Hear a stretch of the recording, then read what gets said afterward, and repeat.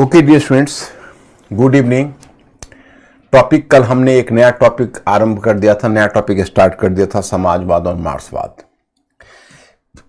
आप part third में चल रहे हैं और पार्ट थर्ड में आपने औद्योगिक क्रांति कवर कर ली और औद्योगिक क्रांति करने के बाद पहला सब पार्ट वही था, दूसरा सब पार्ट आपका समाजवाद और मार्क्सवाद है और तीसरा सब पार्ट नया साम्राज्यवाद होगा और चौथा सब पार्ट प्रथम विश्व युद्ध फर्स्ट वर्ल्ड वॉर होगा। इन चारों के बीच एक संबंध है, इंटीग्रेशन है। तो ये चारों को आप कवर करने दीजिए, फिर मैं आपको डायग्राम भी बना दूंगा। तो मैं फिलहाल आपको बता रहा था कि देखिए, एक समय था कि आपने प्रबोधन, अमेरिकी क्रांति, फ्रांस की क्रांति देखा और मध्य वर्ग का उत्थान देखा।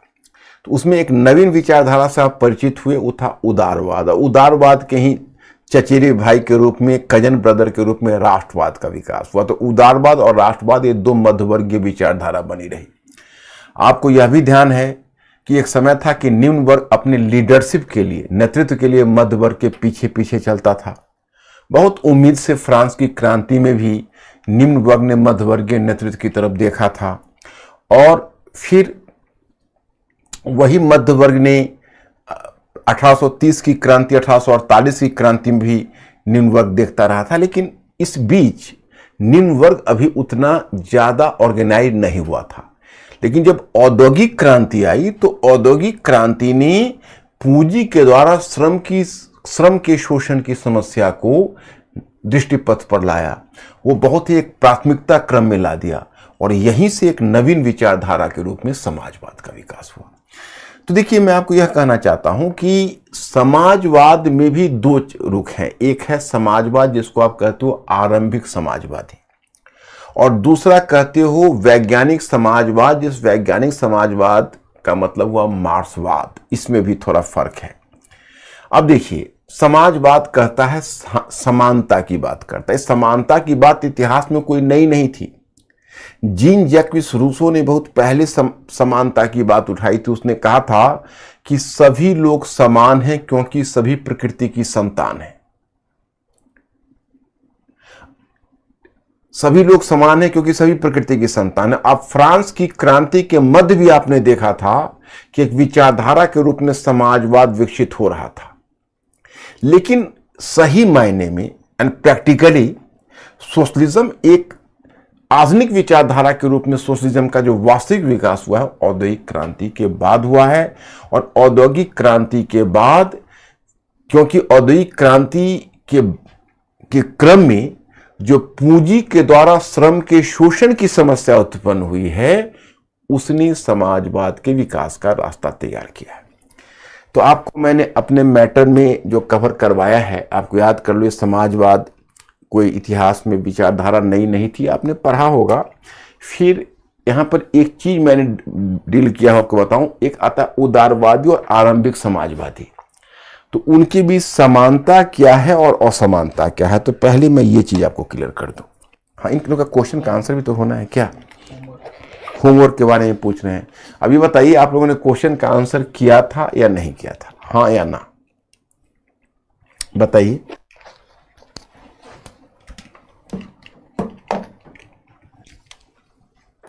Have you done the answer to the question or not?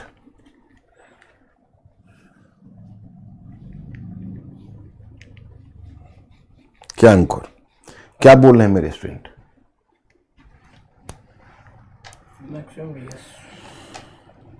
आप धीरे धीरे देखो, आदत बनाओ। आप ये मत प्रतीक्षा करो कि हम शुरू नहीं कर पा रहे हैं। शुरू करना कौन सी मुश्किल है, हम दिखाते हैं आपको कैसे शुरू करते हैं।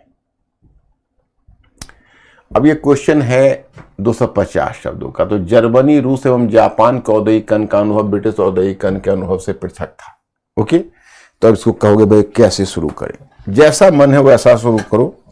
ये लोगों ने किया है कि नहीं क्वेश्चन? पहले अंकुर हमको इन्फॉर्म करिए कि मेरे स्टूडेंट्स ने क्वेश्चन ट्राई किया है कि नहीं, ईमानदारी से या नहीं।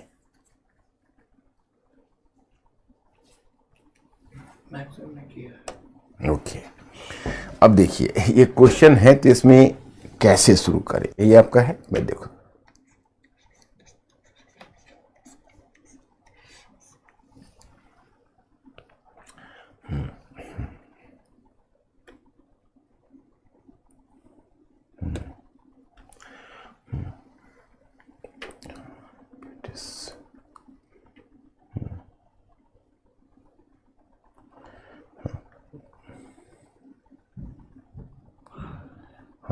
औद्योगिक औद्योगिकरण ने उत्पादन के क्षेत्र में एक नई क्रांति लाई।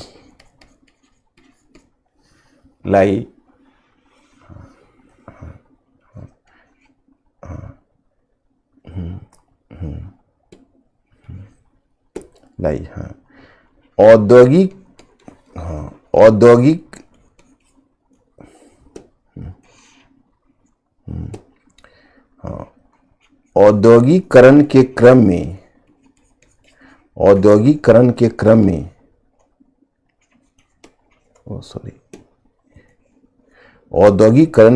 में मानव श्रम को मशीन ने विस्थापित किया, परंतु अलग अलग देशों में औद्योगिकरण का पृथक अनुभव रहा था। अब शुरू हो गया। शुरू करने में क्या था, अब फिर पैराग्राफ चेंज करके ब्रिटेन के बारे में बस इतना बता दो कि ब्रिटेन पहला औद्योगिकृत देश था, या ब्रिटेन पहला देश था जहां औद्योगिकरण चाहे ब्रिटेन प्रथम देश था जहां औद्योगिकरण का प्रयोग हुआ। तो ब्रिटिश औद्योगिकरण की अपनी विशेषता थी। पहली, यह अनियोजित था, मतलब इसके पीछे कोई निश्चित योजना नहीं थी, यह स्वाभाविक रूप में घटित हुआ। दूसरे, इसमें निजी पूंजी का विशेष महत्व था। तीसरे, इसमें उपभोक्ता संबंधी उद्योग और विशेषकर सूती वस्त्र, रेशमी वस्त्र, लौह उद्योग, जो दो चार नाम है, इन उद्योगों की प्रधानता थी। तो अब इतना इसके बारे में लिख दो, पैराग्राफ चेंज करो। लेकिन जब औद्योगिकरण ब्रिटिश मॉडल से, चूंकि एक देश में औद्योगिकरण दूसरे देश में विऔद्योगिकरण को प्रोत्साहन देता है, तो अन्य देशों ने भी धीरे धीरे औद्योगिकरण को अपनाया। इस क्वेश्चन में आपको 3 ही देश का नाम दिया गया है, जर्मनी, रूस और जापान। तो जर्मनी बस 2-2 लाइन सब पर लिख दो कि जर्मनी, 2-2 3-3 पंक्तियां, कि जर्मनी औद्योगिकरण की दिशा में आगे बढ़ा। हालांकि उसकी अपनी कुछ समस्याएं थी, समस्या बता दो क्या क्या चुनौतियां थी। लेकिन जर्मनी जब औद्योगिकरण की दिशा में आगे बढ़ा तो उसने उस समस्या का निम्नलिखित रूप में हल किया। वहां पर निजी पूंजी का, वहां पितृसत्तावादी कानून को समाप्त किया। जर्मनी ने ऑटोमोबाइल उद्योग, इलेक्ट्रिक उद्योग और केमिकल्स उद्योग में विशेषज्ञता हासिल की। इसने यहाँ पर चूंकि निजी पूंजी का अभाव था, तो जर्मनी में पूंजी निवेश का काम मुख्य रूप से ज्वाइंट स्टॉक बैंक ने किया। फिर वहाँ से निकल जाओ, पैराग्राफ चेंज करो। रूस का अनुभव उससे भी पृथक था। रूस में तुम बता दो कि गेट्सन क्रॉन मॉडल पर आधारित था, और फिर उसके बारे में विशेषता है, थोड़ा सा दिखा दो। पैराग्राफ चेंज करके फिर दिखा दो कि जापान प्रथम एशियाई देश था जो औद्योगिकरण की दिशा में आगे बढ़ा, और उसका अनुभव उपयुक्त तीनों औद्योगिकरण से अलग था। और तब जब जापान में, पूरी कहानी नहीं बताना, सिर्फ यह बताना कि जापान में चूंकि बैंकर का एक समूह ने उद्योगों में निवेश करने में रुचि नहीं दिखाई, तो राज्य के द्वारा स्वयं, सरकार के द्वारा स्वयं उद्योगों की स्थापना करके सब्सिडाइज दर में बैंकरों के हाथों बेच दी गई। उससे क्या हुआ, बैंकिंग पूंजी, औद्योगिक पूंजी मिल गए और एकाधिकारवादी पूंजीवाद का विकास हुआ। तो इस तरह से चारों के बारे में थे। तो अब उसमें देखो, एक ही तरीका आपको सीखना होगा, और ये सारे विषयों में आपको आवश्यकता होगी। यही स्टूडेंट नहीं कर पाते। आप जिनसे घबराते हो ना, 1% बच्चा भी इस बाजार का, 0.5% बच्चा भी नहीं कर पाता है। जितना भी कर पा रहे हो, आप खुश नसीब हो कि कम से कम क्वेश्चन लिख तो रहे हो मेरे साथ।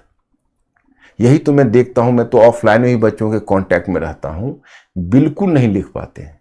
मतलब पता ही नहीं कि क्वेश्चन को कैसे बड़ा किया जाए, कैसे छोटा किया जाए। कई बार तो मुझे खुद कंफ्यूजन लगता है कि भाई आजकल क्यों इस तरह की पढ़ाई क्यों करते हैं कि 2 पंक्तियां लिख ना सके। मतलब देखो, राइटिंग का क्या है कि आपको 2 बातें डेवलप करनी पड़ेगी। एक कि आपके पास अपनी एक भाषा चाहिए, अपनी एक भाषा जो जहां कहीं भी चाहो आप व्यक्त कर सको। और छोड़ो, आप निबंध कैसे लिखोगे, तो उसको लिखने के लिए भी आपको अपनी एक भाषा चाहिए।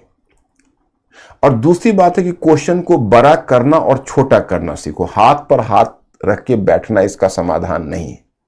आप मेरे साथ आगे बढ़ो, क्योंकि वर्ल्ड हिस्ट्री में प्रीलिम्स का काम नहीं है तो मेंस का काम है मुझे कराने का विशेष अवसर मिल रहा है। तो राइटिंग पर मैं मेंस के राइटिंग पर खास ध्यान दे रहा हूं। जो कल्चर पढ़ाऊंगा तो फिर मुझे प्रीलिम्स का भी दबाव पड़ जाएगा और मेंस का भी दबाव पड़ जाएगा, दोनों को मैं साथ लेकर चलूंगा। तो आप ऐसा करो कि आप इसमें मेरे साथ आप कोप अप करिए और साथ साथ बढ़ते चलिए। कुछ बच्चे कह रहे हैं कि 250 वर्ड से ज्यादा लिख देते हैं। कोई बात नहीं है, 300 शब्द लिखते हो, अभी लिखो, कम हो जाएगा। लिखना तो सीखो, लिखना सीखो, फिर धीरे धीरे खुद कम हो जाएगा। तो आ जाते हैं अगले मुद्दे पर। आज फिर मैं क्वेश्चन एक डालूंगा, आप लोग बताओगे। देखो, देखिए, अब हम आपको बता रहे थे कि आप लोग समाजवाद पढ़ाए, तो इसी क्रम में बता रहा था कि जैसे आरंभिक समाजवादी, तो ये आरंभिक समाजवादी, उदारवादी और आरंभिक समाजवादी में जैसे क्या हुआ कि जब औद्योगिकरण, तो औद्योगिकरण जब शुरू हुआ तो औद्योगिकरण में पूंजी के द्वारा श्रम का शोषण, पूंजी के द्वारा श्रम का शोषण,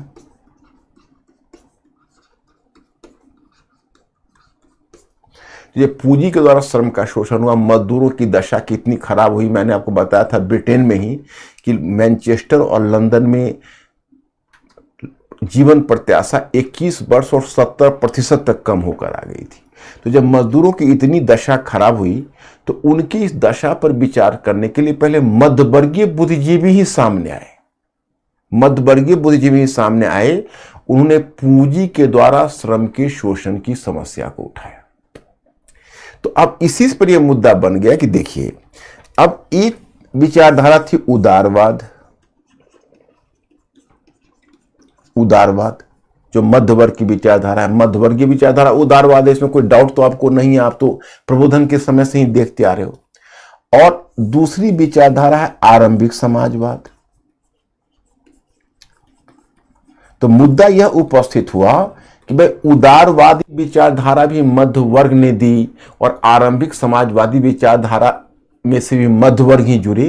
तो इन दोनों के बीच समानता क्या है, पहले समानता देखें फिर असमानता भी देखेंगे। तो समानता वहां पर 2 लिखा हुआ मिलेगा, आप बिल्कुल ही क्लियर हो जाओगे, वहां पर लिखा हुआ मिलेगा, दूसरा नहीं, बस ये दूसरे पेज में ही आपको समानता असमानता दिया हुआ है, कहीं और जाने की आवश्यकता नहीं। तो आप समानता में देखते हो कि दोनों में समानता यह है कि उदारवाद और आरंभिक समाजवाद दोनों की सामाजिक पृष्ठभूमि मध्य वर्ग ने तैयार किया, यह पहली समानता है। दूसरी समानता है कि उदारवादी भी शांतिपूर्ण परिवर्तन में विश्वास करते थे, क्रांति में विश्वास नहीं करते थे, और आरंभिक समाजवादी भी शांतिपूर्ण परिवर्तन में विश्वास करते थे, सुधार में विश्वास करते थे, क्रांति में विश्वास नहीं करते थे। ये दोनों में 2 समानता का बिंदु है, दोनों मध्यवर्गीय पृष्ठभूमि से हैं और दोनों शांतिपूर्ण ढंग से परिवर्तन चाहते हैं। लेकिन असमानता भी, असमानता का बिंदु क्या है मैं बताता हूं। जैसे देखिए, असमानता के बिंदु यह है कि उदारवाद है, मैं एक प्रश्न करना चाहूंगा, मेंटली अलर्ट हो जाओ, क्योंकि यही जरिया है। और मिस्टर अंकुर आप जानते ही हो कि हम लोगों के बीच ब्रिज है। तो हमारा प्रश्न यह है कि एक टर्म आता है उदारवाद और दूसरा टर्म आता है आरंभिक समाजवाद, और दोनों के बीच हमें असमानता का बिंदु ढूंढना है। तो मैं पहले आपसे एक प्रश्न पूछना चाहूंगा कि अब तक जो मैंने आपको उदारवाद पढ़ाया है वह उदारवादी चिंतक एक राज्य की शक्ति को बढ़ाना चाहते हैं या राज्य की शक्ति को कम रखना चाहते हैं, सीमित रखना चाहते हैं। अब मैं उसको कोड दे रहा हूं, अगर राज्य की शक्ति को बढ़ाना चाहते हैं कोड ए, और राज्य की शक्ति को सीमित रखना चाहते हैं कोड बी। जल्दी टाइप करिए, ए या बी। मतलब उदारवादी क्या चाहते हैं, राज्य की शक्ति को बढ़ाना चाहते हैं ए, या राज्य की शक्ति को सीमित रखना चाहते हैं बी। Be fast.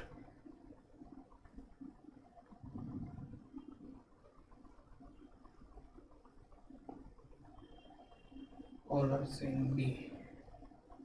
यस, तुम लोग समझदार हो, बेकार डर रहे हो, इतनी दूर रह के भी हो और हमारे साथ आप जुड़े हुए हो, ये हमारे लिए कितनी खुशी की बात है। बी मतलब वो चाहते हैं मिनिमल स्टेट। देखो दो टर्म आता है, एक टर्म आता है मिनिमल स्टेट। मिनिमल स्टेट का मतलब होता है, ये अंग्रेजी में शब्द है, हिंदी में कहते हैं छोटा राज्य। मिनिमल स्टेट, मिनिमल स्टेट कहता है कि राज्य की शक्ति सीमित हो, राज्य केवल लॉ एंड ऑर्डर की स्थापना तक ही सीमित हो, राज्य को लॉ एंड ऑर्डर की स्थापना से आगे नहीं सोचना चाहिए। यह उदारवाद। आरंभिक समाजवाद क्या कहता है? आरंभिक समाजवाद कहता है कि there is a bigger state, बड़ा स्टेट, मैक्सिमल स्टेट की बात करता है। क्यों? मतलब वो कहते हैं उदारवादी कि देखो राज्य केवल कानून और व्यवस्था की चिंता करे। आपको याद है एडम स्मिथ ने कहा कि बाजार अपना संचालन स्वयं करेगा, बाजार और बाकी चीज बाजार पर छोड़ दे, अर्थव्यवस्था को बाजार पर छोड़ दे, बाजार सभी के साथ न्याय करेगा। आरंभिक समाजवादी ने कहा नहीं नहीं, बाजार ने न्याय नहीं किया, श्रमिकों की दशा खराब हुई, राज्य को स्वयं आगे आना चाहिए और मजदूरों की दशा में सुधार के लिए प्रयत्न करना चाहिए। इसलिए आरंभिक समाजवादी हैं मैक्सिमल स्टेट, राज्य को बड़ा होना चाहिए। ठीक इसका विपरीत। उसी तरह से उदारवादी कुछ भी कहो मध्य वर्ग के हित की बात करते हैं, आरंभिक समाजवादी निम्न वर्ग के हित की बात करते हैं। ये दो इनके बीच असमानता के बिंदु है। मैंने आपको दो समानता के बिंदु बताए और दो असमानता के बिंदु बताए। ओके, अब चलिए, अब आरंभिक समाजवादी।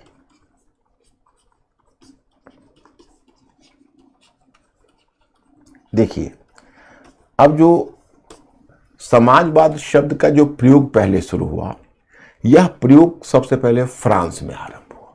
यह प्रयोग सबसे पहले फ्रांस में आरंभ हुआ 1830 के दशक में। और जो आरंभिक समाजवादी उसमें ज्यादातर फ्रेंच थिंकर हैं। उसमें एक है सेंट साइमन, दूसरा है चार्ल्स फॉरियर,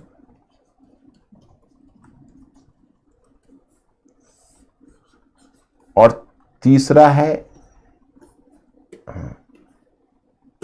एक है सेंट साइमन, दूसरा है चार्ल्स फॉरियर, और तीसरा आप कह सकते हो Robert oven. Robert oven French नहीं है, ब्रिटिश है।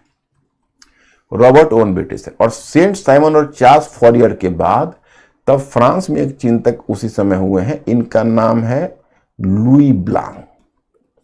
लुई ब्लांक थोड़ा अलग है, तो मैंने मैटर में नाम लिखा हुआ है, चलिए याद करिए, नाम याद ही हो जाएगा। Saint Simon, Charles Fourier, Robert Owen, पहले तीन, फिर ये सेंट साइमन, चार्ल्स फॉरियर, ये है, इसको फॉरियर अंग्रेजी में बोलते हैं, हिंदी में फोरिये बोलते हैं, फोरिये प्रोनाउंस होता है फोरिये। चार्ल्स फॉरियर और रॉबर्ट ओवन ये हैं। चार्ल्स फॉरियर, सेंट साइमन ये फ्रेंच हैं, रॉबर्ट ओवन ब्रिटिश हैं। और एक बात मैं और भी बताऊं आपको कि जो लुई ब्लांक है वो लुई ब्लांक भी फ्रेंच है, लेकिन लुई ब्लांक थोड़ा सा रियलिस्टिक है। अब देखो सेंट साइमन क्या बोलता है,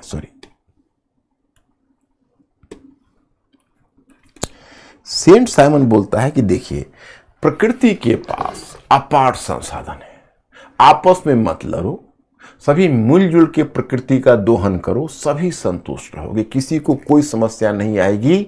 प्रकृति के पास अपार संसाधन है।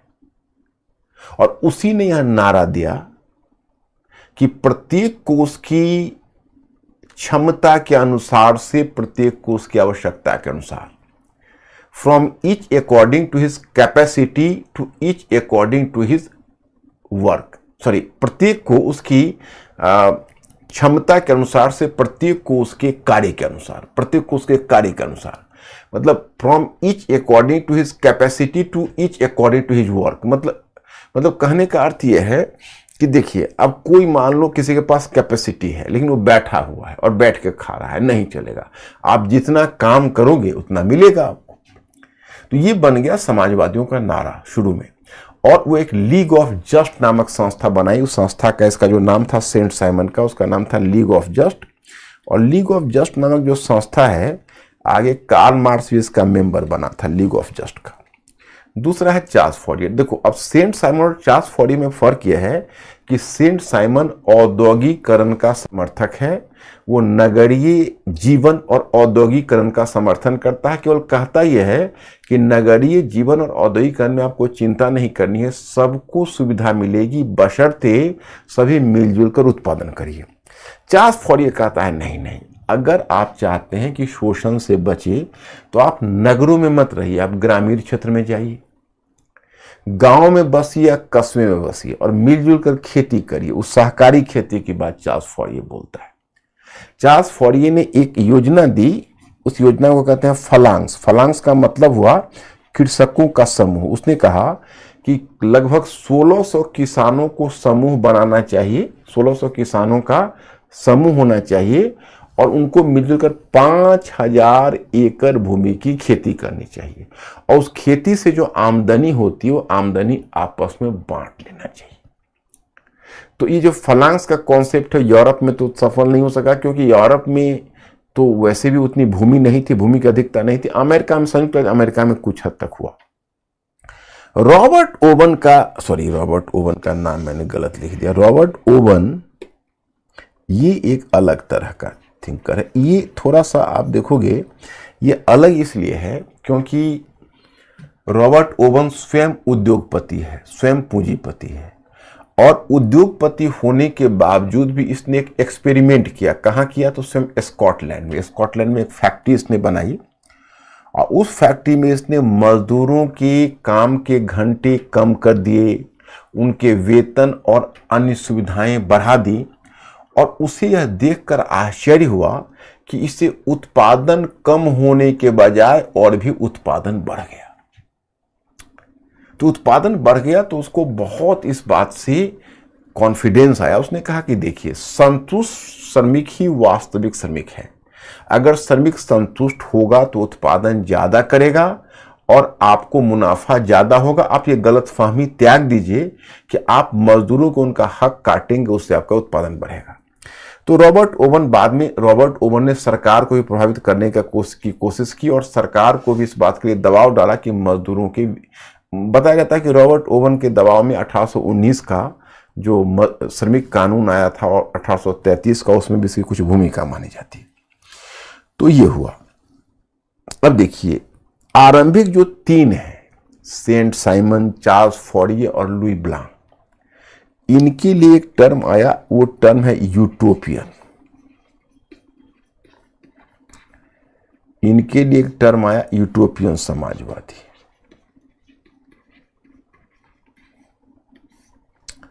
एक टर्म यूटोपियन समाजवादी आई। अब ये यूटोपियन शब्द से आप घबराना नहीं, पहले भी शायद मैं आपको कभी यूटोपियन बताया होगा, लेकिन चलो एक बार फिर बताते हैं। यूटोपियन शब्द जो आया है वह शब्द आया है यूटोपिया से। यूटोपिया क्या है? तो यूटोपिया एक रचना है, एक पुस्तक है, किताब है और यह लिखा हुआ है एक ब्रिटिश चिंतक था 16वीं सदी का और 16वीं सदी के इस ब्रिटिश चिंतक का नाम था सर टॉमस मूर। तो सर टॉमस मूर ने एक रचना लिखी जिस रचना का नाम था यूटोपिया। यहां तक तो ठीक है। तो आप कहेंगे भाई उसका यूटोपिया नाम क्यों, मतलब यूटोपिया में क्या विशेषता ऐसी थी जो यूटोपियन शब्द से निकला? तो उसमें उसने एक ऐसे आदर्श समाज की परिकल्पना की जो एकदम समतामूलक है, सभी लोग मिलजुल कर उत्पादन करते हैं, मिलजुल कर खाते हैं और आपस में बहुत मेल मिलाप है, कोई किसी का शोषण नहीं करता। तो सुनने में तो बहुत मन लुभावन लगता है। कानों को सुनने में बहुत भाता है, लेकिन वास्तविक जीवन में ऐसा होता नहीं है। तो मतलब हुआ कि चलो ये अत्यधिक काल्पनिक या आदर्शवादी है। तो अत्यधिक काल्पनिक या आदर्शवादी होने के नाते इसके लिए एक शब्द चल निकला, उस शब्द का नाम है यूटोपिया। अत्यधिक आदर्शवादी अथवा काल्पनिक होने के कारण एक शब्द चल निकला, उस शब्द का नाम है utopia. That is called utopia.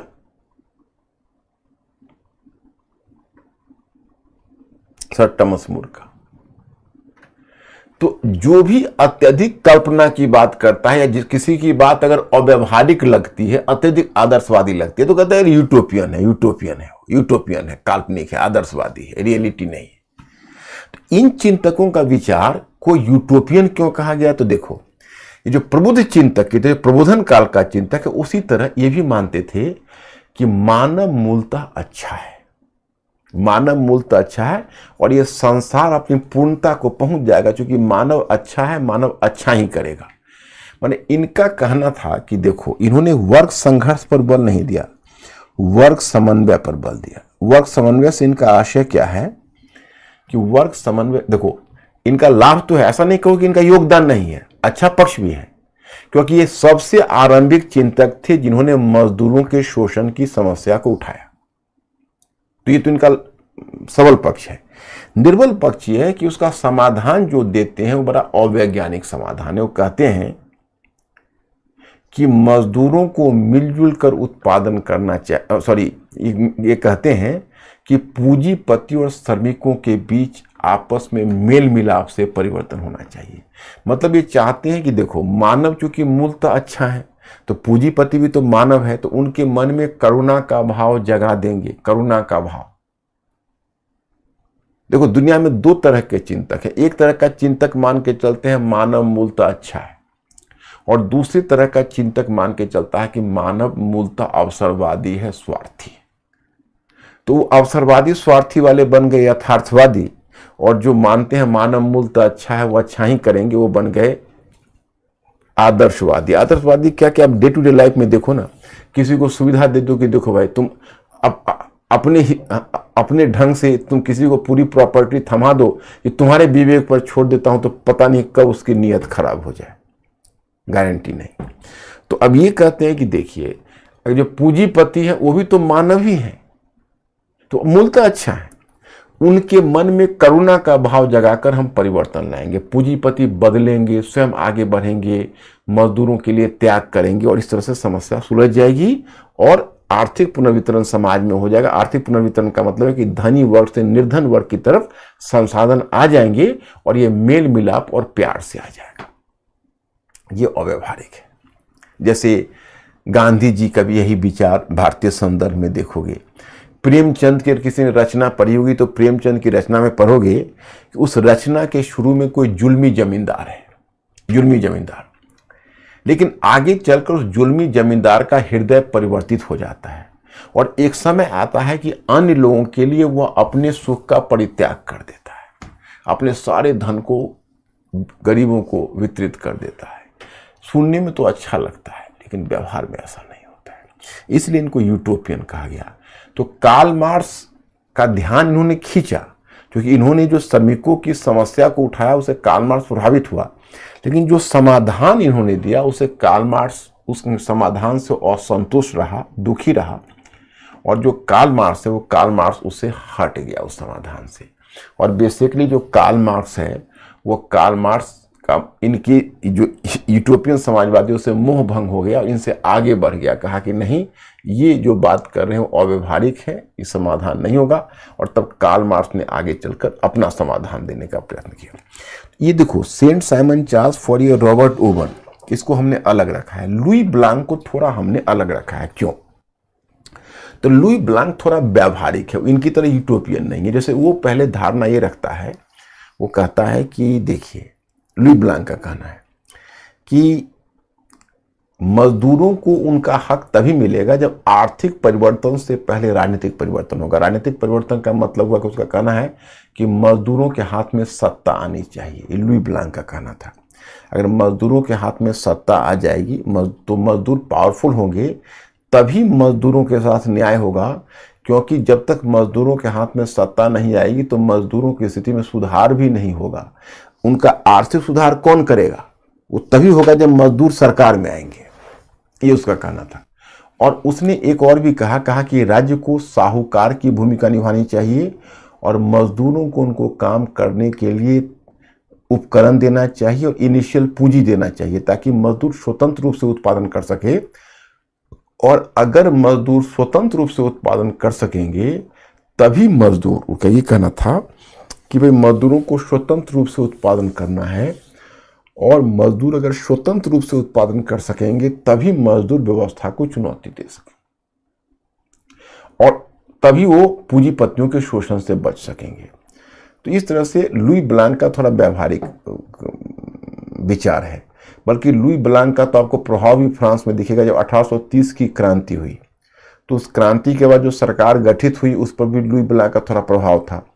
और 1848 में जो मैंने आपको बताया था जो क्रांति और फ्रांस में गणतंत्र बना, तो उसमें लुई ब्लांक को मंत्री का पद भी मिला था, और मंत्री के पद पर रहते हुए लुई ब्लांक ने फ्रांस में बहुत सारे समाजवादी सुधार भी किए थे।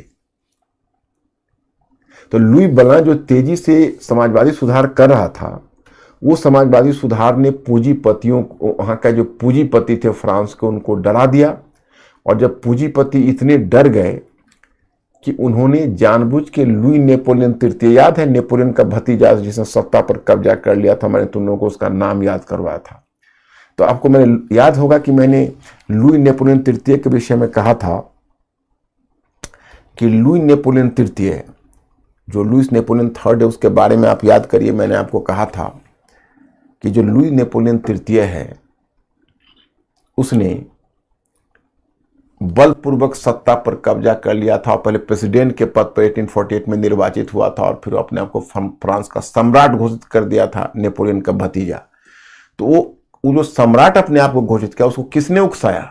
फ्रांस के पूंजीपतियों ने, क्योंकि लुई ब्लांक जो मंत्री के पद पर गणतंत्र में था और जो समाजवादी सुधार कर रहा था, उससे डर गए थे पूंजीपति, और जानबूझ के उन्होंने लुई नेपोलियन तृतीय का हाथ मजबूत किया कि लुई नेपोलियन तृतीय जब सत्ता पर कब्जा कर लेगा तो समाजवाद की प्रगति फ्रांस में रुक जाएगी।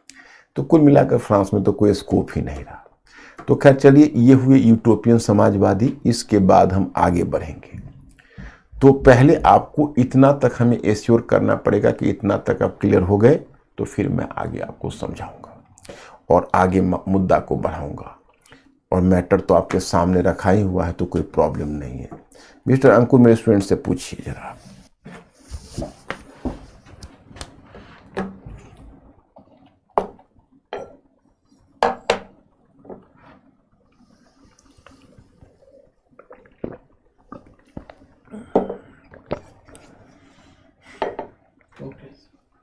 ओके है? ओके। अब देखो मैं स्टूडेंट्स, तब अब तुमको तो मैंने पहले ये चिंतक है लुई ब्लांक तक, अब कार्ल मार्क्स आएगा। उससे पहले थोड़ा आपने ये डायग्राम देखा होगा, इसको मैं अपने ढंग से फिर आपको समझा दूं।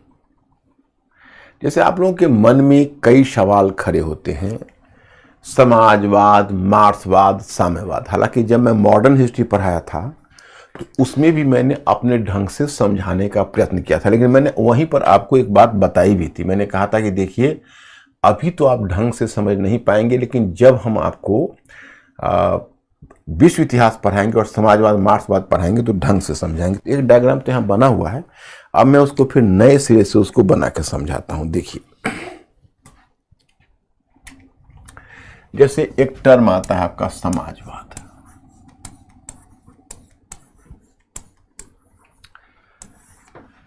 तो पहली बात आपके मन में यह आएगी कि भाई समाजवाद और मार्क्सवाद क्या है। तो कुल मिलाकर देखो, मैं व्यावहारिकता के तौर पर बताता हूं कि समाजवाद और मार्क्सवाद का संबंध बनाते हुए तुम यही कह सकते हो कि समाजवाद और मार्क्सवाद में वही संबंध है जो एक भारतीय और पंजाबी में है, एक भारतीय और बंगाली में है, एक भारतीय और बिहारी में है, एक भारतीय और यूपीआईट में है। मतलब कि समाजवाद एक बृहत्तर परिकल्पना है, समाजवाद एक बृहत्तर परिकल्पना है। और जो साम्यवाद है, जो मार्क्सवाद है, वो मार्क्सवाद उसी का एक भाग है। मैंने समाजवाद ऑल इंक्लूसिव है, उसी के अंदर मार्क्सवाद है। तो इसको आप जैसे समाजवाद का मोटे तौर पर मतलब होता है कि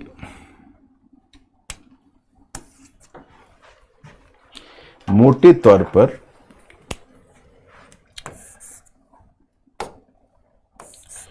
उत्पादन एवं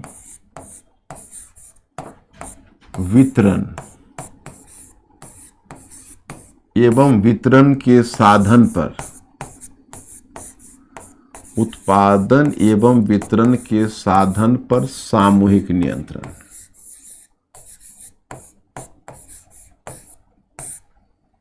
सामूहिक नियंत्रण मतलब जैसे उत्पादन और वितरण का साधन हो, उस पर केवल कुछ व्यक्तियों का नियंत्रण ना हो। उत्पादन और वितरण के साधन पर सामूहिक नियंत्रण हो, सभी का नियंत्रण हो। तो ये फैक्टर हो गए। अब ये आप जो देखते हो कि उत्पादन और वितरण के साधन पर सामूहिक नियंत्रण, तो अब नियंत्रण तो होगा, लेकिन ये नियंत्रण कैसे हो इस पर मतभेद होगा कि भाई नियंत्रण कैसे होगा। तो इसमें एक चिंतकों का वर्ग होगा जो वर्ग समन्वय के माध्यम से यह सामूहिक नियंत्रण स्थापित करना या समाजवादी लक्ष्य को प्राप्त करना चाहेगा। वर्ग समन्वय लोगों के मन में करुणा का भाव जगा के, जो मैंने चिंतकों का नाम कहा, Saint Simon, Charles Fourier, Louis Blanc जैसे चिंतक, तो इनको कहा गया यूटोपियन समाजवादी। ये कहलाए यूटोपियन समाजवादी। दूसरा कैटेगरी में आ गया वर्ग संघर्ष। थोड़ा और स्पेस ले लेते हैं। दूसरा कैटेगरी में आ गया वर्ग संघर्ष। तो वर्ग संघर्ष में फिर दो सब कैटेगरी बना दीजिए, इसको दो पार्ट में बांट दीजिए। वर्ग संघर्ष में कैसे? तो एक हुआ हिंसक क्रांति के माध्यम से,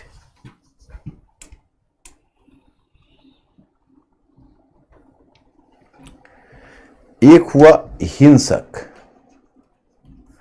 हिंसक क्रांति के माध्यम से। तो हिंसक क्रांति के माध्यम से हुआ, ये कहलाया वैज्ञानिक समाजवाद। वैज्ञानिक समाजवाद, और यही वैज्ञानिक समाजवाद है मार्क्सवाद।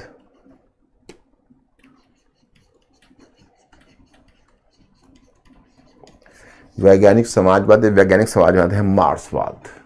ओके, और इसी में मैं बताऊंगा क्रांति का तीसरा चरण,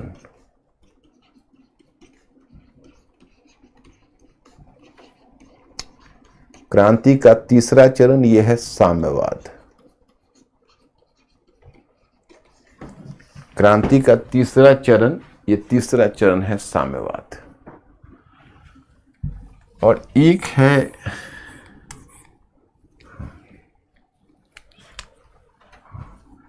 प्रजातांत्रिक माध्यम से। प्रजातांत्रिक माध्यम से, तो इसके लिए टर्म आता है प्रजातांत्रिक समाजवाद।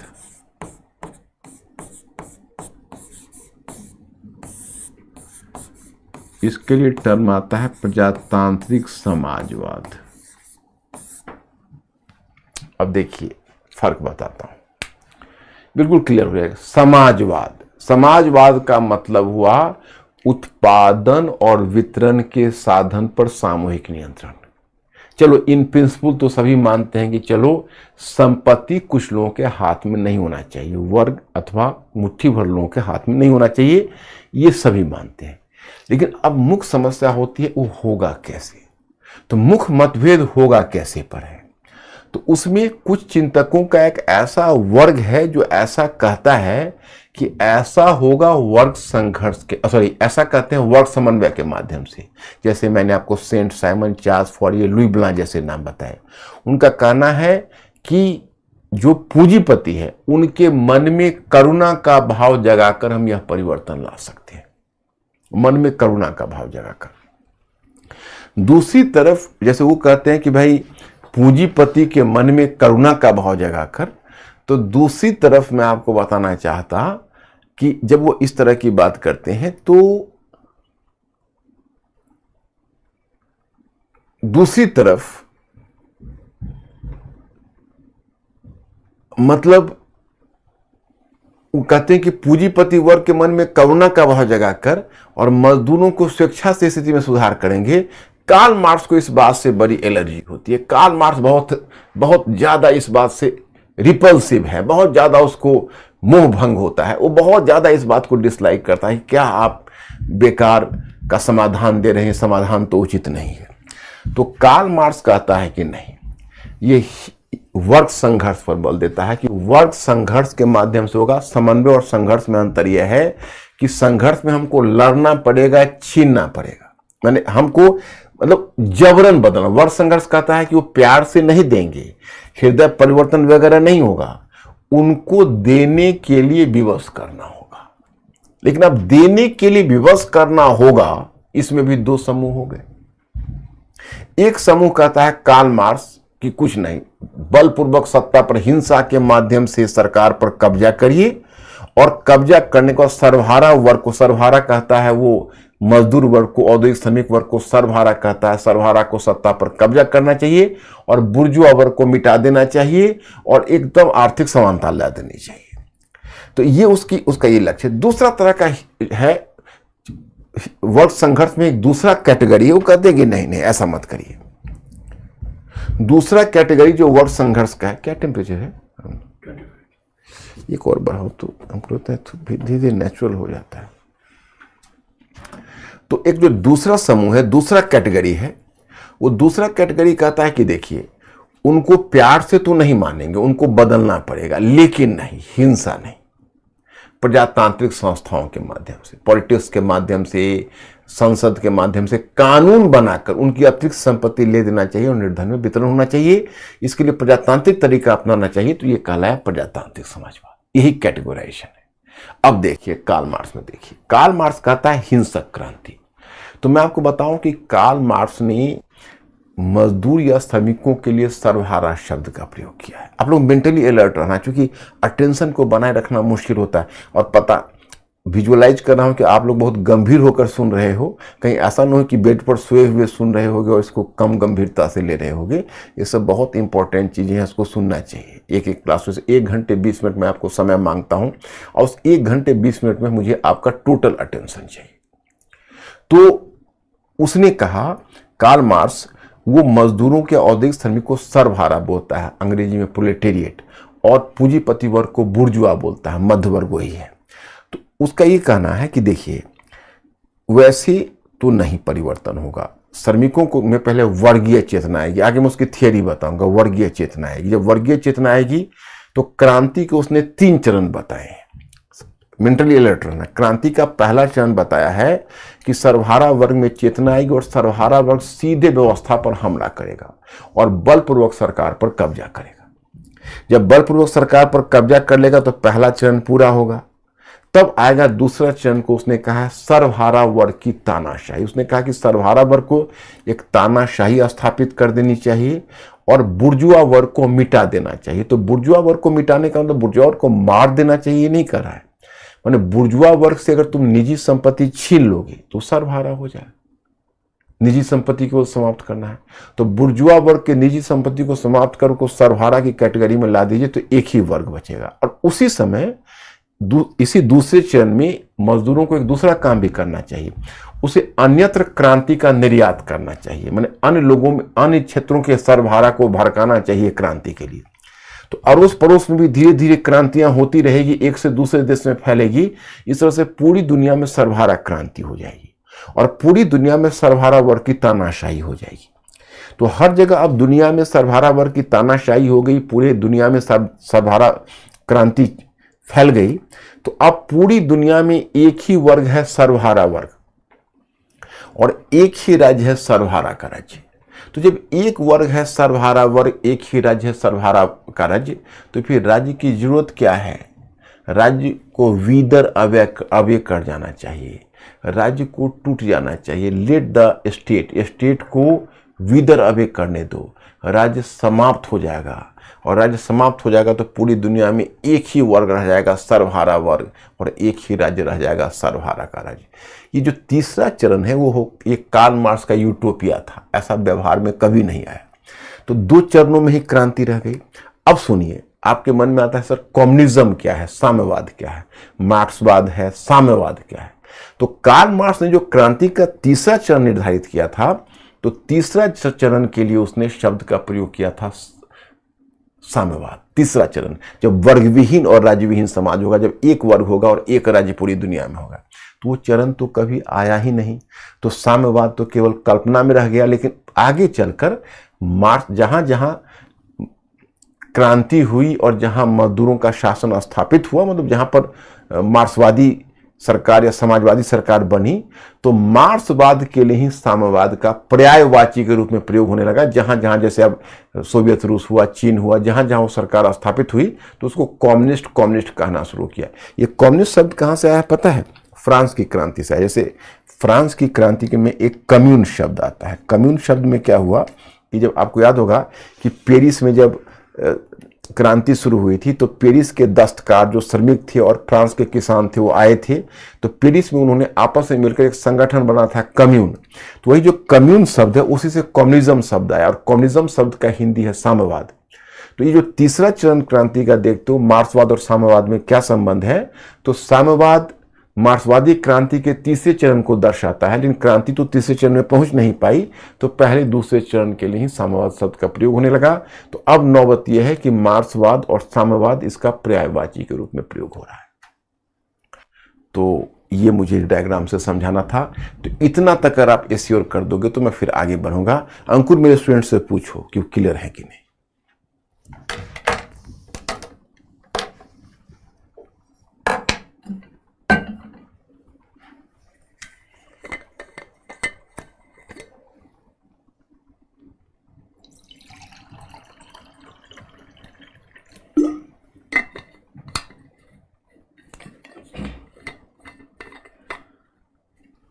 यस क्लियर है?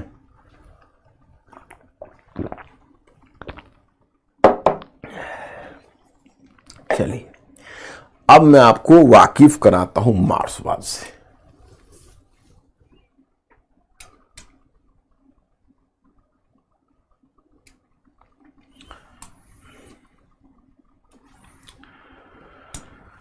कार्ल मार्क्स, देखिए कार्ल मार्क्स के बारे में थोड़ा लाइफ की कहानी पहले बता देता हूं। कार्ल मार्क्स जर्मन था, एक प्रोटेस्टेंट, तो आप जानते हो प्रोटेस्टेंट परिवार में पैदा हुआ था। उसके पिता एक चले हुए लॉयर थे। हालांकि कार्ल मार्क्स कई भाई बहन था, तो परिवार में खर्च था कई बच्चों के लालन पालन और उनकी शिक्षा दीक्षा पर। फिर भी कार्ल मार्क्स को कभी पैसों का अभाव नहीं हुआ। वो शुरू में पिता जब तक रहे तो वो बहुत मतलब संपन्न स्थिति में ही था और अच्छी जिंदगी जी रहा था। उसके पिता चाहते थे कि कार्ल मार्क्स लॉयर बने, वकील बने, और कार्ल मार्क्स खुद ही नहीं जानता था उसको क्या बनना है। थिंकर तो था, बचपन से ही उसकी सोच लोगों से अलग थी। उसके पिता उसको पढ़ाना चाहते थे, तो जर्मनी में एक यूनिवर्सिटी था, उसका नाम था बोन यूनिवर्सिटी, और एक था बर्लिन यूनिवर्सिटी। तो बर्लिन यूनिवर्सिटी थोड़ा ज़्यादा उम्दा यूनिवर्सिटी था, ज़्यादा बेहतर था, लेकिन बोन भी अच्छा था। तो पहले उसके पिता ने बोन विश्वविद्यालय में उसका नाम लिखाया और नामांकन करवाया और उसकी शिक्षा शुरू की। वहाँ पर वो गलत संगति में पड़ गया, पढ़ाई से उसका ध्यान हट गया। वो दोस्तों के बीच शराब पीना और तरह तरह के कामों में वो लिप्त हो गया। तो उसके पिता को धक्का लगा, पिता उसको उठा के बर्लिन विश्वविद्यालय में एडमिशन करवा दिया। पिता चाहते थे लॉयर बने और हमारी तरह ही वकालत पेशा में रहे, तो पिता लॉयर बनाना चाहते थे। लेकिन जब वह गया बर्लिन पढ़ने, तो जर्मनी का एक बड़ा ही रिप्यूटेड थिंकर था जो मैं पीछे आपको चर्चा कर चुका हूं, आपको याद होगा, नहीं अभी चर्चा नहीं की है। एक बर्लिन में बड़ा ही रिप्यूटेड चिंतक है, उसका नाम या पढ़ने के क्रम में आपको मिला होगा हीगेल। ये हीगेल बहुत ही रिप्यूटेड थिंकर था। तो हीगेल बहुत बड़ा स्कॉलर माना जाता था। तो कार्ल मार्क्स हीगेल को पढ़ा तो प्रभावित भी हुआ और हीगेल के कुछ विचारों पर उसको आपत्ति भी हुई। तो कार्ल मार्क्स ने यही तय किया कि हमको हीगेल के विरोध, माने हीगेल पर शोध करना है और हीगेल की जो थियरी है उसकी कमजोरी को उद्घाटित करना है, माने उसके सीमाओं को भी दर्शाना है। तो जब वो रिसर्च किया तो रिसर्च करने के बाद जब पीएचडी उसको लेना था तो पीएचडी में हीगेल के विचारों का इसने खंडन किया, तो कोई गाइड तैयार नहीं हुआ उसको पीएचडी का इंटरव्यू लेने के लिए। तो अंत में वो दूसरे किसी यूनिवर्सिटी में जाके वहां से पीएचडी प्राप्त की। अब लॉ तो नहीं पढ़ा, पढ़ लिया फिलॉसफी। जब वहां से लौटा तब तक पिता भी इसके का देहांत हो गया था, तो एक न्यूज़पेपर ज्वाइन कर लिया, जर्नल। और न्यूज़पेपर के जर्नल में इकोनॉमिक कॉलमनिस्ट बना, आर्थिक बातों पर लिखने लगा। जब वो इकोनॉमिक कॉलमनिस्ट बना तो इकोनॉमी पर काफी कुछ लिखा। तो इकोनॉमिक कॉलमनिस्ट होने के नाते उसने इतनी इकोनॉमी पढ़ ली कि उसको इकोनॉमी में बहुत ज्यादा रुचि हो गई। और फिर वो इकोनॉमी के बहुत सारे नुआंसेस को, उसके बहुत सारे सूक्ष्म अर्थों को समझ पाया और वो समझ पाया कि इस इकोनॉमी में कैसे धनी लोग निर्धन लोगों का शोषण करते हैं। तो धीरे धीरे उसकी सोच समाजवादी होने लगी। लेकिन वो इतना रेडिकल तो आप जानते हो कि जो मूल परिवर्तनवादी या ज्यादा उग्र चिंतक हो उसको रेडिकल चिंतक कहते हैं। तो इतना रेडिकल चिंतक था कि कोई भी देश उसको अधिक समय तक नहीं झेल पाता था। तो जर्मनी में कुछ ऐसे उसने आपत्तिजनक आर्टिकल्स लिखे कि जर्मनी से उसका निकाला हो गया। तो वहां से निकलकर आया तो कुछ समय तक ब्रिटेन में रहा। तो ब्रिटेन में जब वो आया तो ब्रिटेन में वो लंबे समय तक गुजारा है ब्रिटेन में। लेकिन मैं फिर तत्काल बताऊं कि जो ब्रिटेन है वो ब्रिटेन में कुछ समय पहले शुरू में रहा, 2 चरण में, पहले तो कुछ ही समय के लिए रहा। तो ब्रिटेन में उसको एक उसे ब्रिटिश पूंजीपति से मुलाकात हुई, उसका नाम था एंजल्स। एंजल्स को पिता ने ब्रिटेन में एक फैक्ट्री स्थापित करवाई थी और उसे स्वतंत्र रूप से उद्योगों को चला रहा था। लेकिन दिल से जो एंजल्स था वो प्रो मजदूर था, उसको मजदूर के लिए बहुत ज्यादा दर्द था, वो थोड़ा सोच में समाजवादी था। तो एंजल्स को मजदूरों की दशा पर बड़ी दया आ रही थी और तो एंजल्स ने एक बुक लिखी जो मेरे आपको मैटर में मिला होगा। उस बुक का नाम था the condition of workers in England. तो condition of workers in England उसने लिखा।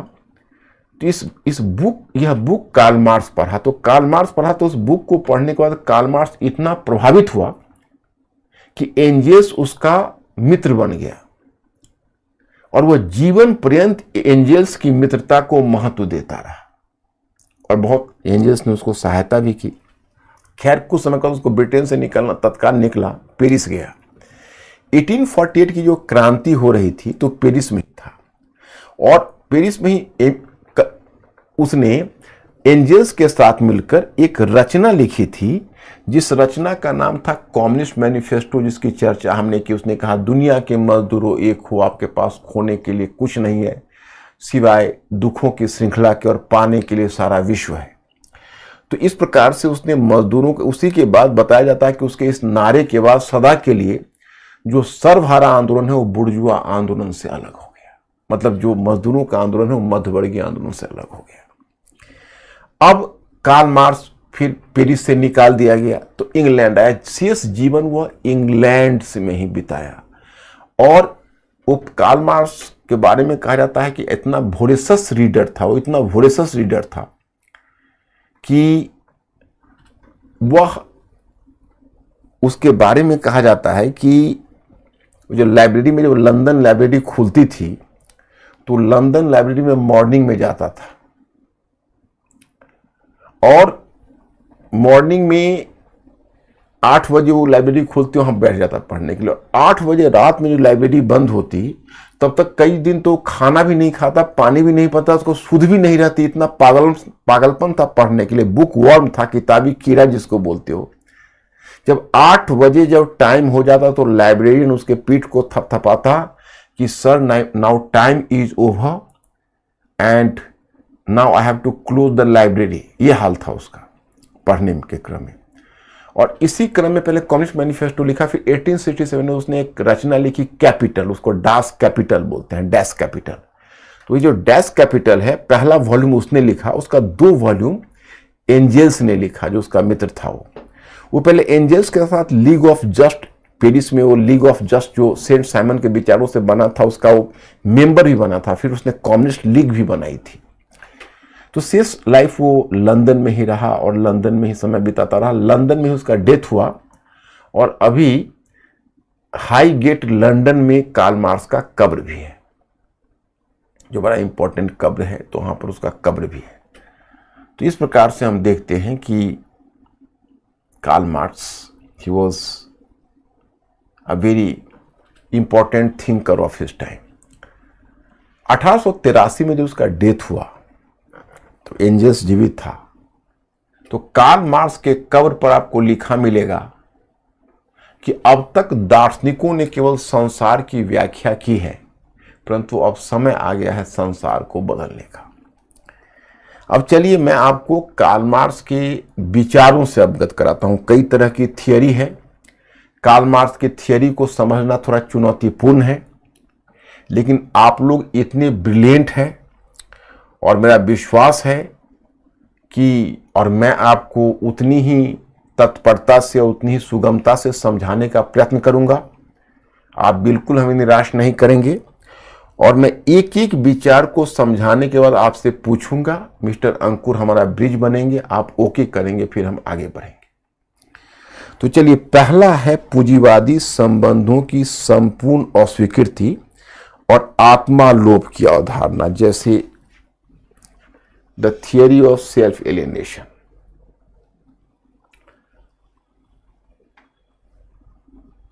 पूंजीवादी संबंधों की संपूर्ण अस्वीकृति और आत्मा लोभ का सिद्धांत, theory of self alienation. Okay, अब ये थियरी ऑफ सेल्फ एलिनेशन क्या है? बहुत इंटरेस्टिंग है, बहुत इंटरेस्टिंग है, क्योंकि तुमको अपना दिमाग मेरी तरफ देना है।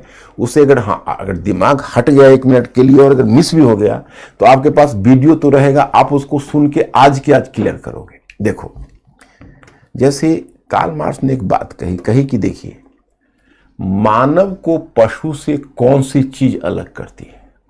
तो एक सामान्य धारणा है कि मानव को पशु से जो अलग करने वाली चीज है वह है मानव की तर्कशीलता। मानव तर्क कर सकता है, पशु तर्क नहीं कर सकता है। आप जानते हो, कार्ल मार्क्स ने कहा नहीं, मानव को पशु से अलग करने वाली जो सबसे महत्वपूर्ण चीज है वह मानव के कार्य करने की क्षमता। तो कहोगे भाई, मानव को कार्य करने की क्षमता क्यों करे? पशु के पास तो मानव से कहीं ज्यादा कार्य करने की क्षमता है, कई गुना अधिक काम कर सकता है। मानव में मानव के पास उतना स्ट्रेंथ कहां है? लेकिन मैं स्ट्रेंथ, मानव और पशु के काम करने में एक अंतर है। पशु मजबूरी में काम करता है, स्वेच्छा से नहीं करता है, उसको कराया जाता है। मानव ने उसको पशु पर नियंत्रण बना रखा है और उस पर बलपूर्वक दबाव डाल के काम करवाता है। आप देखते हो किसी बैल को हल खींचते हुए या किसी गाड़ी को खींचते हुए कंधे पर जुआठा लेकर बैल जा रहा है, तो कभी आपको ऐसा लगता है खुश होकर मुस्कुराता जा रहा है? नहीं, मजबूरी में जा रहा है, दबाव में जा रहा है। लेकिन जो मानव श्रम करता है वह मानव श्रम का सुख पाता है। सुख, पशु श्रम का सुख नहीं पाता है। जैसे देखो, एक उदाहरण बताता हूं। अभी मैंने इंग्लिश मीडियम का क्लास दिया, फिर आपका क्लास ले रहा हूं, लगातार कंटिन्यूस ले रहा हूं, बोल रहा हूं लगातार। समझ सकते हो कि 3 घंटे बोलता हूं आप लोगों के दोनों क्लास में, तो है तो बहुत टायरसम। अगर मुझे सृजन का सुख नहीं मिलता तो शायद मैं नहीं कर पाता, लेकिन फिर भी मैं इंजॉय करता हूं। क्योंकि मुझे लगता है कि मेरे सामने वाले बच्चे समझ रहे हैं, मुझे सुख मिलता है ये सोच के क्या मैं इतने सारे बच्चों को समझा पा रहा हूँ मार्क्स की थियरी, इससे मेरा नाम गाम बढ़ रहा है, इससे मेरा मॉनेटरी प्रॉफिट भी हो रहा है, सब कुछ एक साथ काम कर रहा है। और सबसे बड़ा होता है कि एक शिक्षक के लिए जस एक बहुत बड़ी चीज होती है कि मैं इतने बच्चों को पढ़ा रहा हूँ, इतने बच्चों को समझा रहा हूँ, इनको इनलाइटेन बना रहा हूँ। जब आप लोग कहते हो कि सर मैं समझ गया, तो मेरा मन गदगद हो जाता है। तो वह है सृजन का सुख। ये सुख पशु को नहीं मिल सकता। आपको देखिए, आप लोग भी कहीं और से बहुत व्यवस्था बस आप होंगे बैठे हुए, कोई अन्य काम छोड़ के, और फिर भी टकटकी ला के मेरी बातें सुन रहे हैं। आप डर से नहीं सुन रहे हैं, आप सुख से सुन रहे हैं, क्योंकि आपको आईएएस अधिकारी बनना है। और आईएएस अधिकारी के इस लक्ष्य को पाने के लिए आप सुन रहे हैं, क्योंकि आप जानते हैं कि जब तक हम ऐसा नहीं करेंगे हम आईएएस अधिकारी नहीं बन सकते। तो हम और आप दोनों स्वेच्छा से इस दबाव को ले रहे हैं, क्योंकि हम दोनों को सुख मिल रहा है। तो मैं आपको यह बताना चाहता कि कार्ल मार्क्स का कहना है कि जो मानव होता है, वो मानव जब कार्य करता है तो उसको सृजन, उसको क्रिएटिव, अंग्रेजी में कहते हैं क्रिएटिव जॉय, और हिंदी में कहते हैं सृजन का सुख। ये सब देखो, मैंने मैटर, पहले मैं मैटर देता हूं तब लेक्चर लेता हूं। क्यों? मैं कंपल्सरीली उसी लाइन पर आपको मैटर देता हूं जिस लाइन पर मैं आपको समझाता हूं या काम करवाता हूं। क्योंकि अगर मैं वो मैटर नहीं देता तो मुझे स्वयं भरोसा नहीं होता कि पता नहीं अभी लोग पढ़ेगा, रखेगा या कहीं रास्ते में फेंक देगा। तो क्रिएटिव जॉय का मतलब हुआ सृजन का सुख।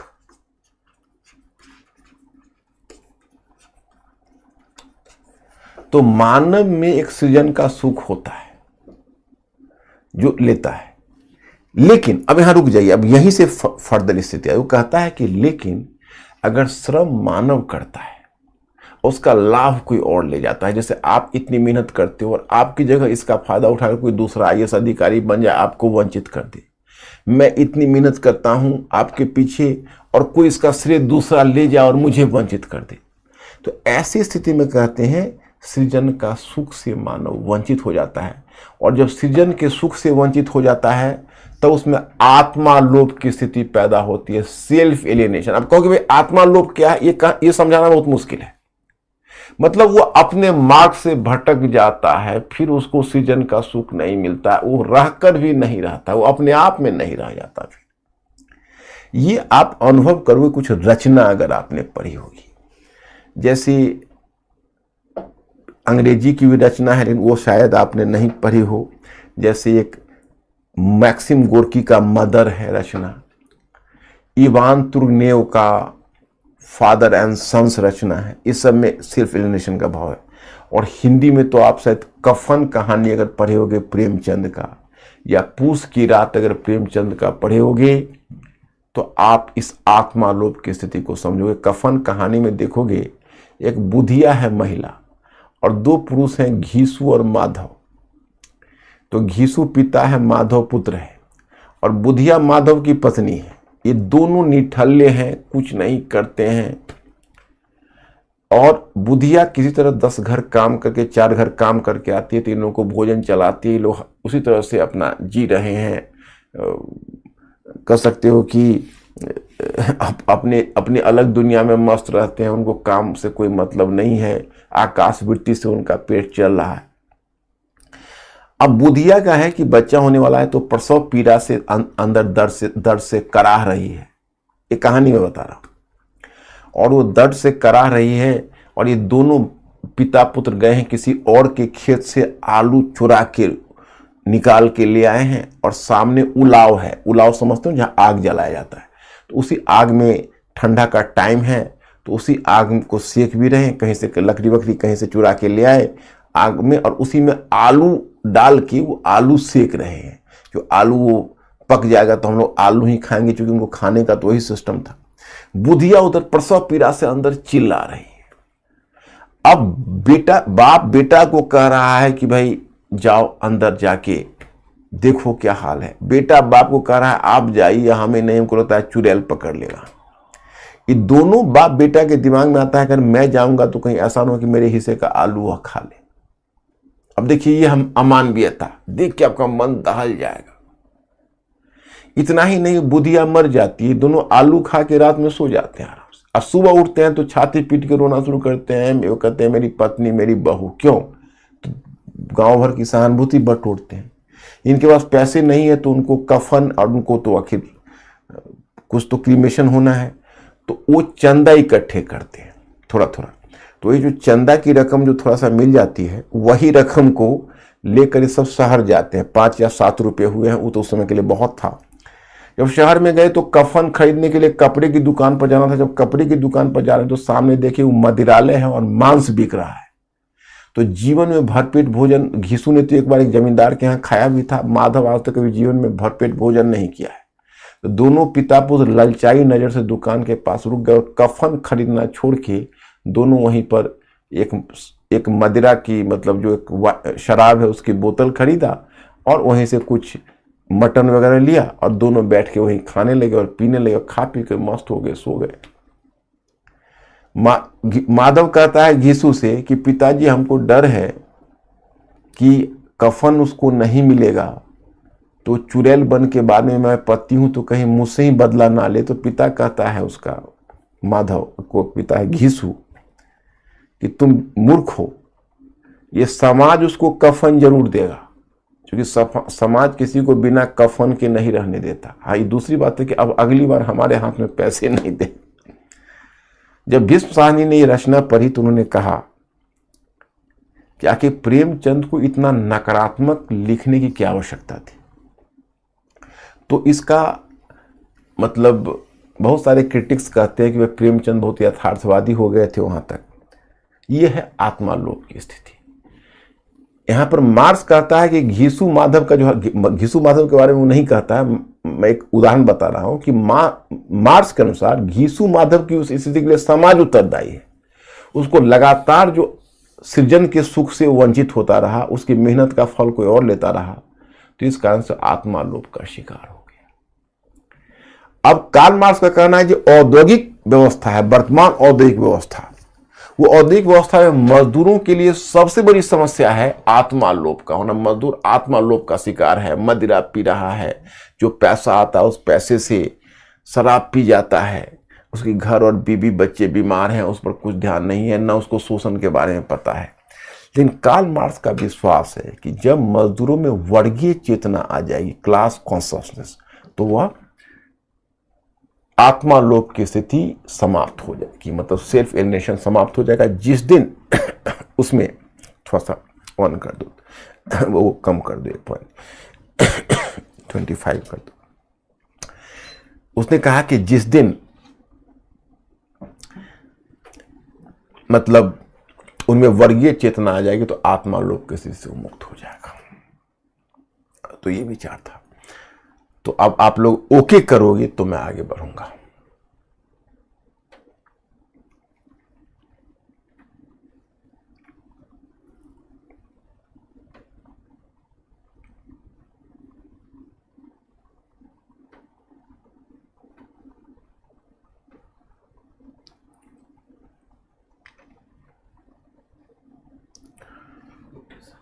ओके, ठीक है।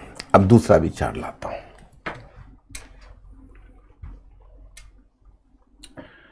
क्लासिकल अर्थशास्त्र की आलोचना। क्लासिकल अर्थशास्त्र का भी एडम स्मिथ वाला अर्थशास्त्र है। पहले मैं आपको एडम स्मिथ, कल एक बच्चे ने सवाल भी किया था, बड़ा अच्छा सवाल, जो सूरज का अपने उसने इंग्लिश में किया था।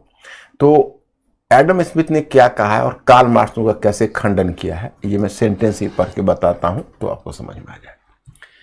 जैसे मुक्त अर्थव्यवस्था की अवधारणा किसकी है, तो एडम स्मिथ की है।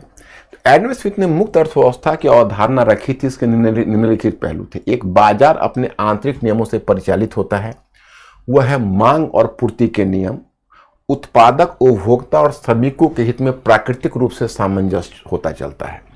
परंतु कार्ल मार्क्स ने उपयुक्त धारणा को चुनौती दी। इसका बंद निम्नलिखित तर्क पर था। एक, पूंजीपतियों और श्रमिकों के हित के बीच संतुलन नहीं हो पाता, क्योंकि श्रमिक रोटी के लिए संघर्ष करते हैं तो पूंजीपति मुनाफे के लिए।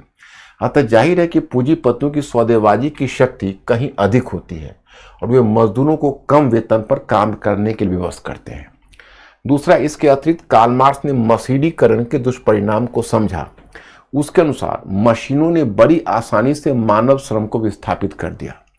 इस कारण श्रमिकों की सौदेबाजी की शक्ति और भी कम हो गई। अतः एडम स्मिथ, जिसने मुक्त अर्थव्यवस्था कहते हैं, वास्तव में वो मुक्त अर्थव्यवस्था नहीं होती, बल्कि पूंजीपतियों के एकाधिकार पर आधारित अर्थव्यवस्था होती है। अब क्या है मैं बताता हूं। देखो, पीछे शायद आपको याद हो गया ना, मैंने आपको बताया था कि जैसे जो एडम स्मिथ है, एडम स्मिथ के क्लासिकल अर्थशास्त्र के अनुसार बाजार एक नेचुरल संतुलन से चलता है, स्वाभाविक संतुलन से, माने विभिन्न जो स्टेक होल्डर्स हैं उनके हितों के बीच नेचुरल संतुलन हो जाता है। तो उसमें मैंने बताया कि एक होता है उत्पादक, दूसरा श्रमिक और तीसरा उपभोक्ता। इनके बीच संतुलन कैसे बनता है?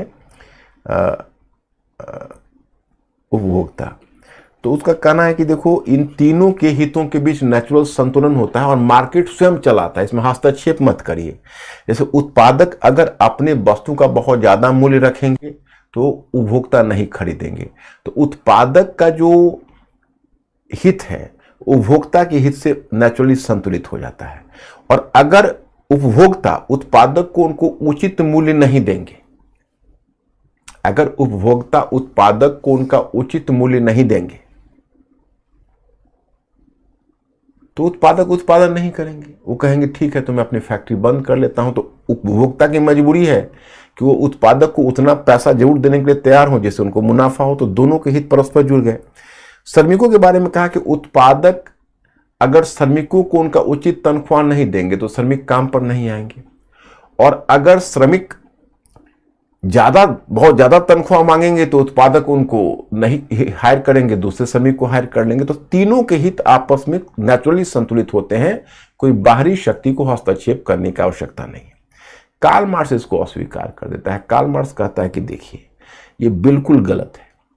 जो उसका कहना है कि जो एडम स्मिथ बोलता है, जो कार्ल मार्क्स की मुख्य आलोचना एडम स्मिथ के अर्थशास्त्र की है, उसने कहा कि एडम स्मिथ कहता है कि श्रमिक और उत्पादक इन दोनों के हितों के बीच सामंजस्य होता है, हो ही नहीं सकता, क्योंकि उत्पादक मुनाफा के लिए संघर्ष करते हैं तो वो जोखिम ले सकते हैं, लेकिन श्रमिक मुनाफा के लिए संघर्ष नहीं करते। उत्पादक मुनाफा के लिए संघर्ष करते हैं और जो श्रमिक हैं वो रोटी के लिए संघर्ष करते हैं। तो रोटी के लिए किया जाने वाला संघर्ष कभी भी मुनाफा के संघर्ष के बराबर नहीं हो सकता। तो एक मुनाफा के लिए संघर्ष करता है तो दूसरा रोटी के लिए। और ये एक पहलू है। दूसरा पहलू क्या है कि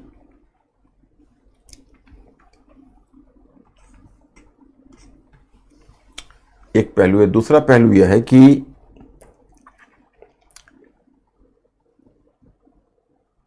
अब उपभोक्ता और उत्पादक को ही देखिए। हाँ, दूसरा कार्ल मार्क्स ने एक बहुत अहम बात कही, उस अहम बात को सुनिए। उसने कहा कि देखिए ये जो एडम स्मिथ कहता है कि जो श्रमिक है वह श्रमिक के हित पूंजीपतियों के हित के बीच सामंजस्य लाता है। जैसे अगर उत्पादक हैं वो श्रमिकों को उचित तनख्वाह नहीं देंगे तो श्रमिक काम पर नहीं आएंगे, तो उनकी मजबूरी होगी उचित तनख्वाह दें।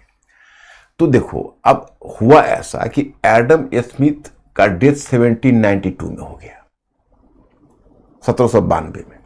तब औद्योगिक क्रांति नहीं हुई थी और कार्ल मार्क्स पैदा ही हुआ 1818 में और 1883 में उसका डेथ हुआ। तो कार्ल मार्क्स तो औद्योगिक क्रांति और औद्योगिक क्रांति का प्रभाव देखकर मरा है। तो कार्ल मार्क्स ने कहा कि नहीं, एडम स्मिथ इसलिए गलत है क्योंकि कहते हैं कि भाई मजदूरों में बार्गेनिंग पोजीशन है, सौदेबाजी की शक्ति है और मजदूर काम पर नहीं आएंगे अगर उनको उचित तनख्वाह नहीं देंगे। लेकिन इसका कहना है कार्ल मार्क्स का कि यह स्थिति इसलिए बदल गई क्योंकि मशीन आ गए। तो एक मशीन हजारों श्रमिकों को भी स्थापित कर दिया, तो श्रमिकों का रोजगार सिकुड़ गया। अब श्रमिकों में वो सौदेबाजी की शक्ति नहीं रह गई। अब पूंजीपति उनको अपनी अंगुलियों पर नचाते हैं और जैसा चाहते हैं मनमानी ढंग से तनख्वाह निर्धारित करते हैं। इस चीज को एडम स्मिथ नहीं समझ पाया।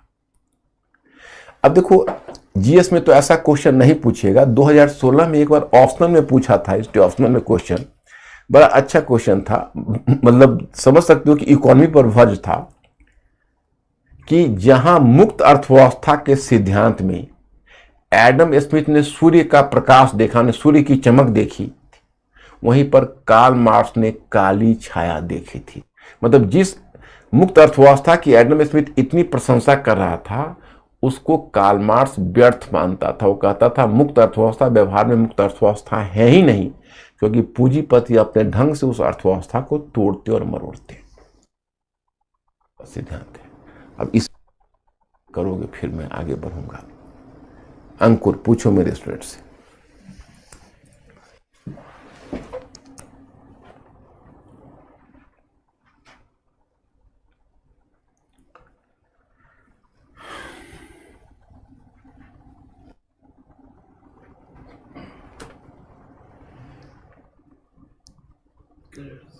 ओके, तो अब तक मैंने आपको 2-3 बातें बताई है। एक बताई है पहले कार्ल मार्क्स की जो थियरी है, उसमें मैंने पहले आपको बताई है आत्मालोभ की अवधारणा, सेल्फ एलिमिनेशन, आत्मालोभ यानी आत्मालोभ की अवधारणा। दूसरा मैंने बताया है क्लासिकल अर्थशास्त्र की आलोचना।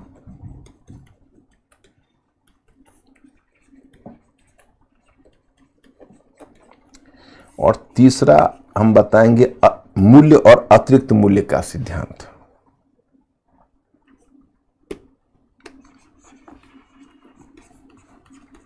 मूल्य एवं अतिरिक्त मूल्य का सिद्धांत, ये तीसरा देखिए क्या है। जैसे इसका ये कहना है, जैसे ये बात तो खैर क्लासिकल अर्थशास्त्री ने कहा था। जैसे इसने कहा कि देखो,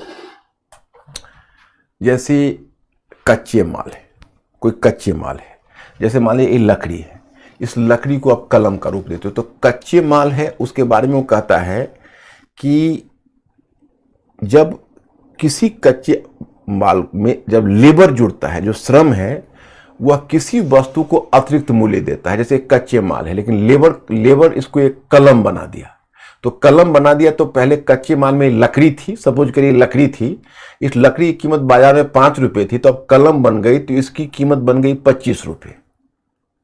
तो उसका कहना है कि जब श्रम इसमें जुड़ जाता है, तो श्रम में यह क्षमता होती है कि वो किसी कच्चे माल को एक आकार देकर उसमें अतिरिक्त मूल्य जोड़ देता है। जैसे ये कच्चे माल लकड़ी थी, उसमें आकार देकर उसने, और उसको शेप करके उसने 25 रुपए का 5 रुपए से 25 रुपए का बना दिया, तो 20 रुपए यहां अतिरिक्त मूल्य है।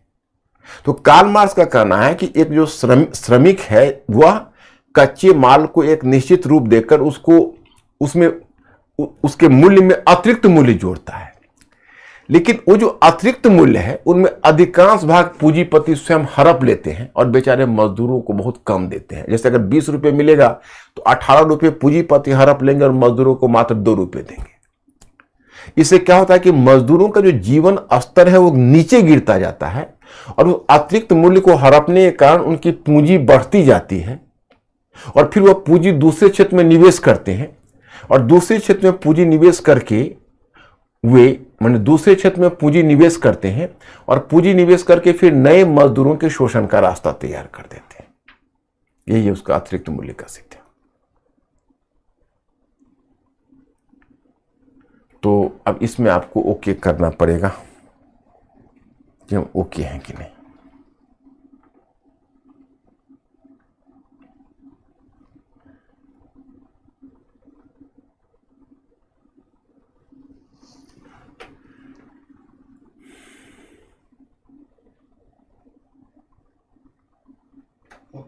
ओके है। अब मैं स्टूडेंट्स एक क्वेश्चन आपको पहले दे देता हूं, होमवर्क मंडे के लिए।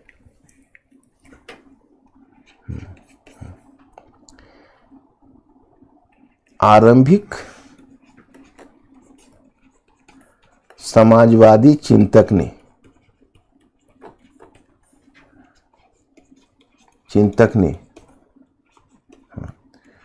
पूंजी के द्वारा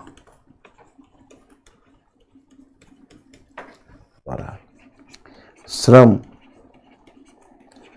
के शोषण की समस्या को तो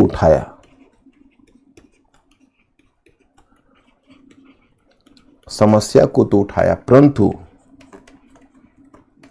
वे उसका समाधान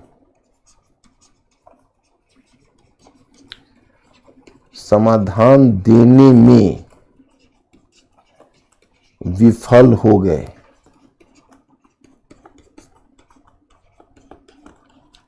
उसका समाधान देने में विफल हो गए, परीक्षण कीजिए,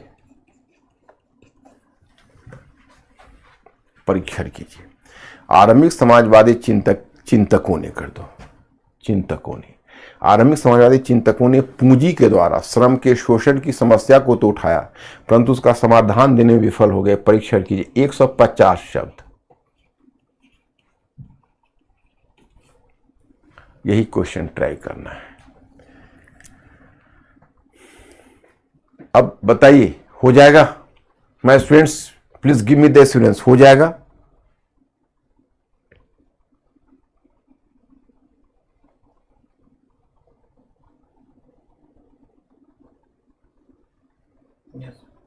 हो जाएगा? Okay, good.